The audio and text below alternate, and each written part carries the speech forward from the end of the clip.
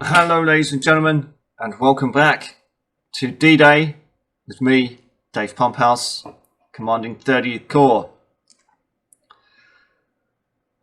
We've just had, on the morning of the 30th of June, in real time of course, the report from 7 to half 7. And this is what it looks like. We decided, as I was mentioning in the last video, to go down to Anville-sur-Mer, and we've landed with 131st Brigade of 7th Armoured.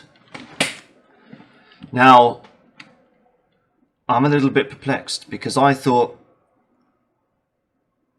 that 7th Armoured was doing some battle groups and stuff, and I've also had to shrink the pieces down because when I got my screenshot, this basically filled this like a long line. So yeah, this is not indicative of how big the pieces are on the umpire's map. The umpire's map must be bloody huge. So we're going to do the best we can as keeping track of these brigades, but I got to admit, it's harder than it looks. It's harder than it looks. So yeah, let me just start by saying that we got the report this morning.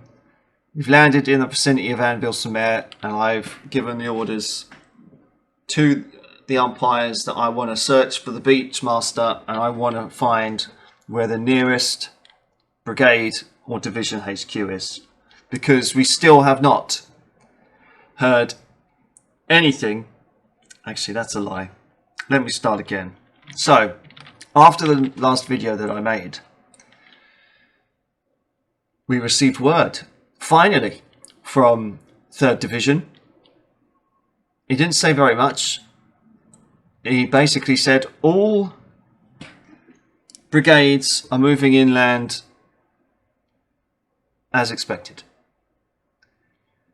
Doesn't tell me a lot, especially when I contacted each of these brigades and only the 8th got back to me.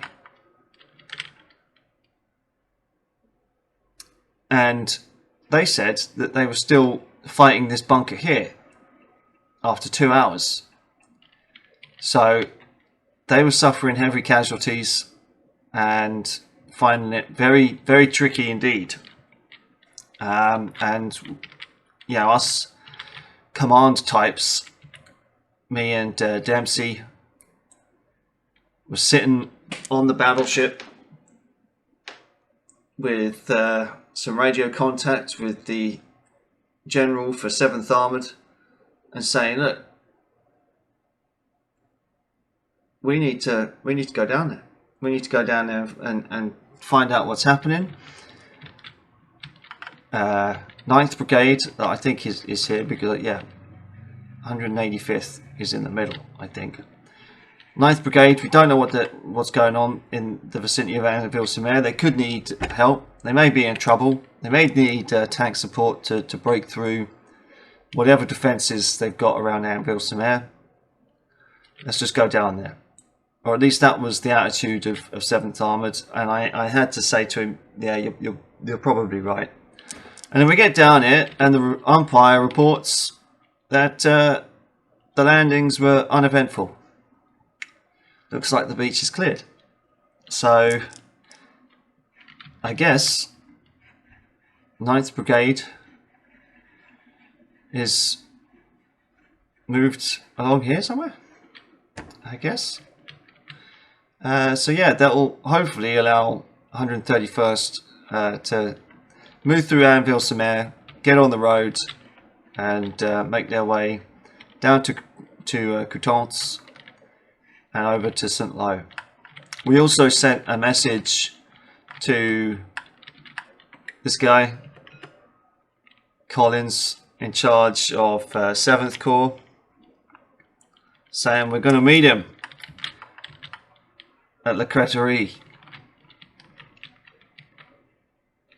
We'll see what he says back, if anything. And yeah, we still haven't heard from 50th. 50th has been rather shyer than we'd hoped. So maybe we might, when we find a brigade commander around here, maybe we'll take a jeep and follow 7th Armoured down to Coutances. And then maybe we might bump into one of 50th brigades and say, take me to your leader. I want to know why his radio isn't working. But yeah, that's kind of early reports for now.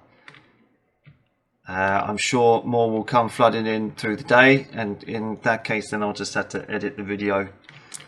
But yeah, it's going okay. But yeah, I mean, obviously I've found in this game, with managing so many people, so many divisions, and where you want constant communication and stuff coming back to you, for, you know, so you understand what's going on. Yeah, some people, yeah, they've got a life, and they don't have time to report every turn, which is fair enough. But it doesn't half make an interesting game when you're trying to figure out what's going on the ground. But yeah, it looks like some of these divisions have moved forward. We're still not exactly sure of 185th. They could be stuck on the beach north of us, but we'll have to see. But that is it for now.